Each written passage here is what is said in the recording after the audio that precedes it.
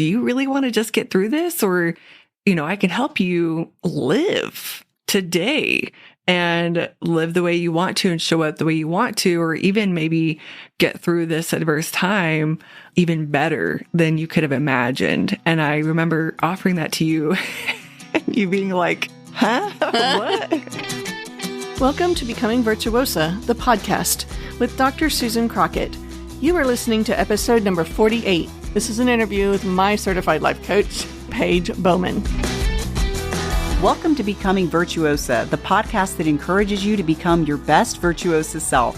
Each week, Dr. Susan Crockett goes where the scalpel can't reach, exploring conversations about how to be, heal, love, give, grow, pray, and attune. For the first time ever, she's bringing the personal one-on-one teaching that she shares with individual patients to you on this broader platform. A weekly source of inspiration and encouragement designed to empower you. By evolving ourselves as individuals, we influence and transform the world around us. Please help me welcome board-certified OB-GYN specializing in minimally invasive GYN surgery, internationally in the top 1% of all GYN robotic surgeons, a certified life coach, and U.S. News top doctor, your host, Susan A. Crockett, MD. This is actually part 2 of 2, the series I'm doing with my personal life coach, Paige Bowman. Yes. Welcome back, Paige. Thank you for having me. You're welcome. You're welcome. So we're going to dive a little bit deeper into our topic. Those of you that haven't seen the first episode, we just finished talking about how to love the color orange. That sounds kind of silly, but it was actually kind of a deep conversation. It was a great conversation. It's a great conversation. So that's the previous episode to hear. We'll link that in the links below. But coming out of that conversation, we kind of got into the next step of this, which you and I did in my personal coaching sessions. I want to remind those of you who haven't seen the prior episode, just introduction. Paige has been my life coach and fellow certified life coach. We certified together 4 years ago, but she has been my personal life coach for the past 4 years. So we're taking our conversations and sharing them with you a little bit. Yeah. So kind of you. It's kind of scary. It's like, show you my scariness. Okay. So Paige helps me to become aware of my thoughts, and then I make decisions about how I want to think about things. And then the next step beyond that is how we handle our thoughts in transformative energies. So sometimes we do transformations just because we have an idea that we want to grow into a better version of ourselves. Yeah. And we call that our virtuosa selves, right? Because that's the best version of ourselves. And sometimes that just happens because we're naturally curious and growing and reading books like Deep Work, which is behind you. We talk about that book all the time. But sometimes some of our biggest growth happens not because we're intentionally trying to do it, but when we hit adversity. When life happens. When life happens. Right? So I'm just curious, in your coaching practice, what percentage do you think you're doing coaching on? Is it more people who are just wanting to learn and grow, or are you doing more coaching on people growing through the adverse events? I think for the most part, it's probably because I do weight loss, like we talked about in the last episode, in emotional eating. And I think that for the most part, when my clients come to me that want to lose weight and they want to do the work of no longer emotional eating anymore to make themselves feel better, it's because they started or more heavily used food through an adverse event. So they came to me because they've gained weight or they find themselves using food way more often than ever before, and because of something that's happened in their life. And so, yeah, I think that, I mean, I have an episode of my podcast talking about, when life gets hard, and that happens. I mean, in the last episode, we talked about how, the pandemic just threw timelines off, and it feels like it's been 2 years. 2 years and also 10 years. So, yeah, I think a lot of the times, maybe I'm not coaching on adverse situations, but I'm helping people who have worked through that or are working through that work on, transforming, but also their relationship with food. Right. So remind our listeners where they can listen to your podcast. So they can go to anywhere they listen to podcasts. It's called Weight Loss for Life Coaches. I do focus on helping life coaches, but I tell anyone who wants to listen to it that they're going to get so much out of it, even if they're not a life coach. Yeah, it's a great podcast. Thank you. It's cool. So I wanted to talk about me. Yeah, let's do it. Yeah, put me in the hot seat again. I have this story of this huge transformation that happened while I was working with you in the last couple of years. So I used to have a really not healthy relationship with money. In fact, episode 3 of the show is a conversation that I have with my financial advisor, Hugh Hale, and we'll put those links in the episode notes below also. And that was about, the full story of the evolution of my emotional changes around money. So I don't want to rehash that whole thing today. But basically, I went from not being able to look at money at all to now having it be like the color orange. It's a neutralized thing that I'm just able to look at and deal with without a lot of negative thought or shame or, spinning having to do with it. And I wanted to talk specifically with you about how you helped me take that through the process and do the work, because it happened during the course of what we would normally think of as a very adverse event, which was a divorce that took almost 3 years. Yep. So do you remember what that was like what I was like at the beginning of that process, and then how you helped me work on my brain and my mind as we went through that adversity? Well, I think one of the main things that I remember from when that started happening is you said this sentence, and that's what's beautiful about our relationship is, as we continue to work together, and this is any relationship, right? You just grow in your trust of that person. And you said something to me that I pointed out to you because I am your life coach. And you said, I want to just get through this time. Yep. As one expects, right? Yes. Like hunker down is a hard time. I think a lot of us thought that way about the pandemic. Like, let's just get through this. Well, I pointed that thought out to you. I said, do you really want to just get through this? Or, I can help you live today and live the way you want to and show up the way you want to, or even maybe get through this adverse time even better than you could have imagined. And I remember offering that to you and you being like, huh? What? Because, one of the hardest things about that process was the finish line kept getting moved. Like I thought it was originally going to be 60 days, and then it turned into 6 months, and then a year, and then 2 years, and then almost 2.5 years. So the not knowing where the light, like I knew there was a light at the end of the tunnel, we would get through it, but constantly having my life on hold and then not knowing when the finish line was a very difficult position to be in. And when you said to me, you could actually be enjoying your life right now, and you could actually be thriving because you're going through this, that was startling to me. That was stunning. That was a aha moment, right? Yes. Which actually takes us back to the last video, like questioning this belief, right? Like not liking the color orange, questioning this belief that I have to hunker down and get through this time. And what I offered to you is, would you be willing to live through this time, not just get through it? And of course, because of who you are, you were like, all right, help me. Let's figure it out. Yeah. And we did. And so you met with me weekly. Well, we've been meeting almost weekly since, we went through certification together 4 years ago. And the interesting thing was I had to go through a very, very detailed inventory of my finances. I had to look at them. And as we were doing that, I worked on changing my mindset. And now the gift of it is I've become a kick-ass businesswoman. Yes, you have. Yes, I have. Yes. And money no longer has that shame or that guilt or that power over me. And that's a huge thing. So I think that's a big benefit of life coaching. And, it's a different thing to think of an adverse event as being something that vaults you up into the next level of yourself. But it was like a catapult up into the next level. Yeah. And, just as you were talking and thinking about, we have options. That's the way I like to think about it. I love that. Right? We have options. We have options when an adverse event happens. It doesn't have to be automatic that you do hunker down and you just try to get through it. The way I think about it, and that's why I offer that to you, is you could hunker down and get through it. You could actually end up better on the other side of that. Or a third option is worse if we want to really put them all out on the table. Yeah. But thinking about it, like there are options. You have options here. It doesn't have to be that you just hunker down and get through it. It could be something that you come out on the other side and are now an amazing businesswoman, CEO, and now helping people transform their lives. Yeah. Oh, thanks, Paige. Yeah. Yeah, that's what the show is about, right?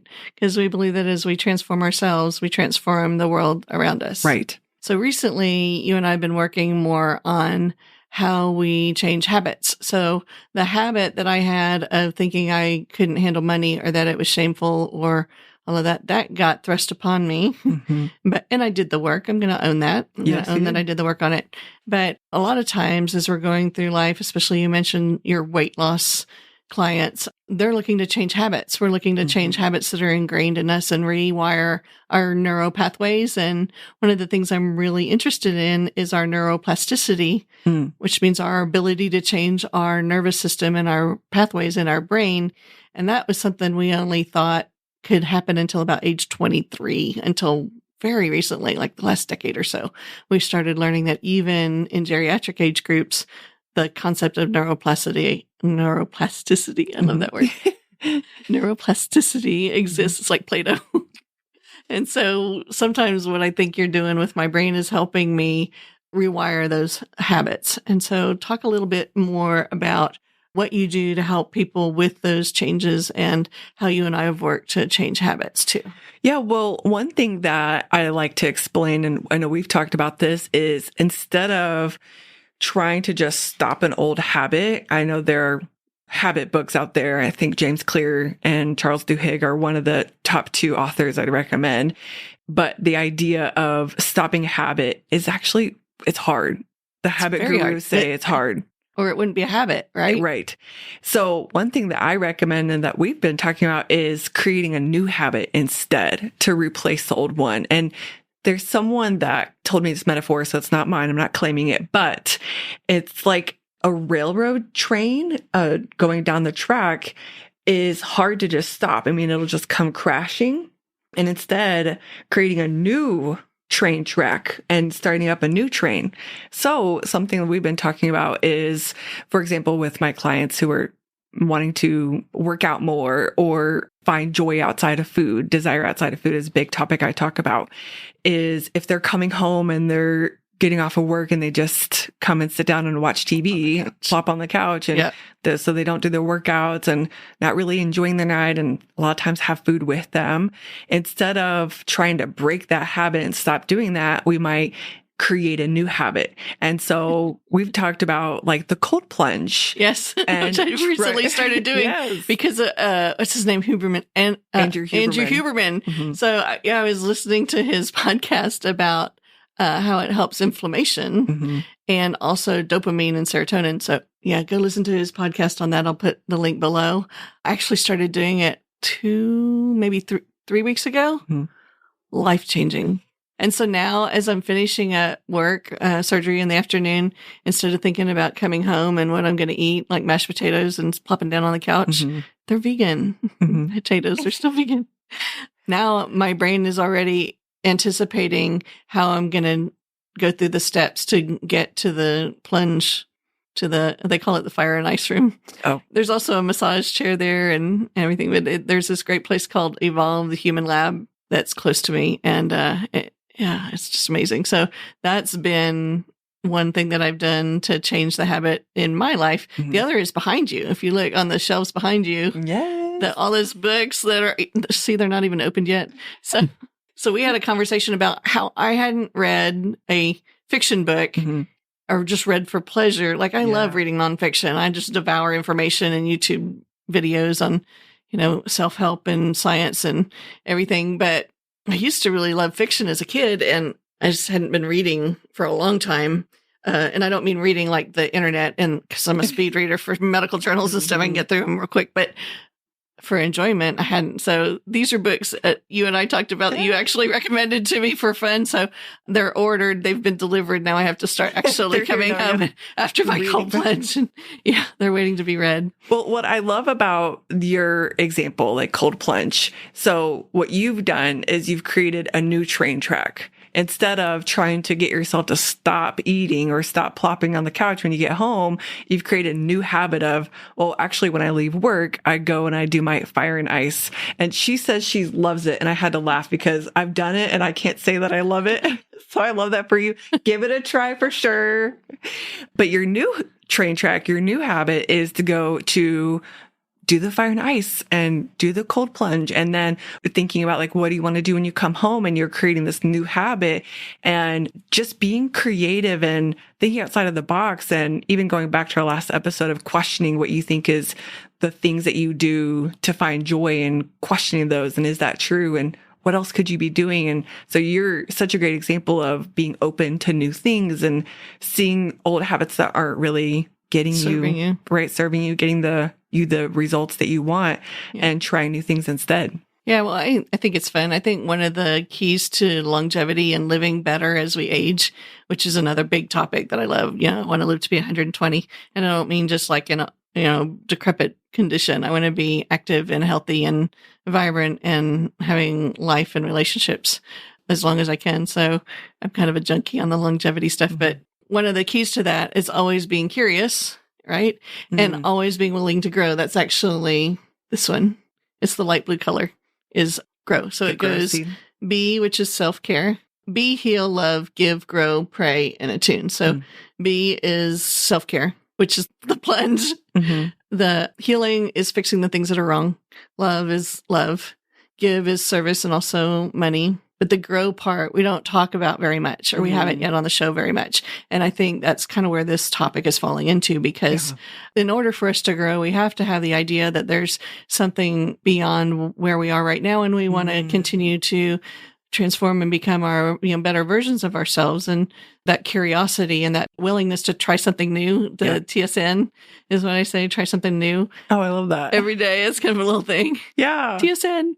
That is a really important part of aging well. And I'm not just talking about middle age and geriatrics. I think it begins with a mindset when we're younger, where we have something to look forward to and continue to challenge ourselves. Yeah. No, I love that. And I think that it kind of goes back to you have options and thinking about growth as an option and not necessarily something that it's for other people. It's for you too, no matter where you're at in your journey. And again, like, you're a great example of like, well, maybe I want to do something different in my afternoons. So maybe I will go do a cold plunge, and I've never done it. And now you've been doing it multiple times a week for weeks on end now. Yeah. But thinking of growth as like, it's an option for me. And maybe this is something that I want to do no matter where I'm at in my life. And it's possible for me too. I think it's an option and it's possible for me. Yeah. It's not just for some people. It's not just for the lucky people.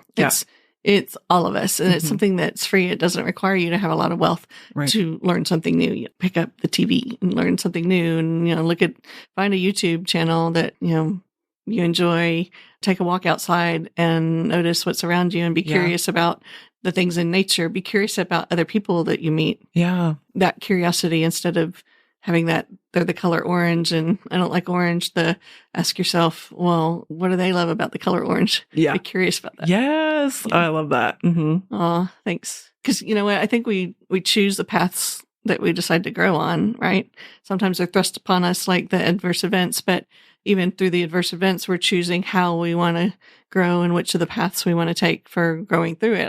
I had more choices than just the money path to grow. Right. Well, and that actually took more than just the money path and growing. There's a tremendous amount of other emotional growth that went through that adverse event. So what have you seen in your weight loss clients as you are in your other coaching clients in having those choices about growth or not? Well, the reason why I say it's an option and it's possible is because I think sometimes we don't see it as an option, and that the adversity we're going through is a way to grow. And so that's even just helping my clients see that is kind of big for them, even if they intellectually know that when they're in their adverse event, kind of like you, it's like, oh, wait, you're right. This could be something I grow through, especially with weight loss and emotional eating. It's like, no, wait, this is actually the time I need food the most, because food is the thing I use for comfort.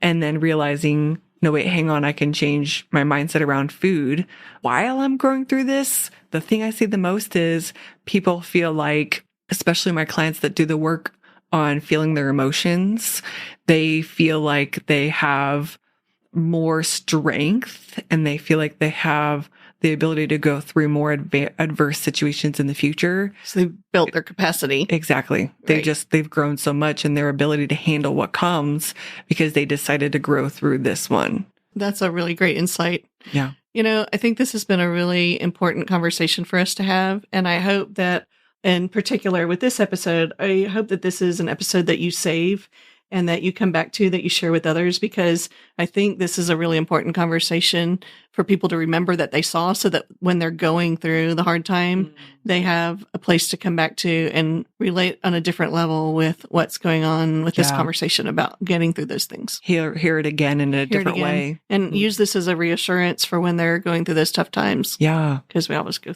it. It's life. It's always something. It's always something. Well, today it was a great conversation with you, Paige. Thank you again so much for coming and sharing yourself and your knowledge and everything on the show. And I just love you dearly. Of course. I love you. Thank you for having me. You're welcome. Thanks for listening to this episode of Becoming Virtuosa. To learn more, come visit us at drcrockett.com. That's drcrockett with 2 T's.com. Or find us on YouTube for The Dr. Crockett Show. If you found this episode helpful or think it might help someone else, please like, subscribe, and share. This is how we grow together. Thanks, and I'll see you next week. Love always, Sue.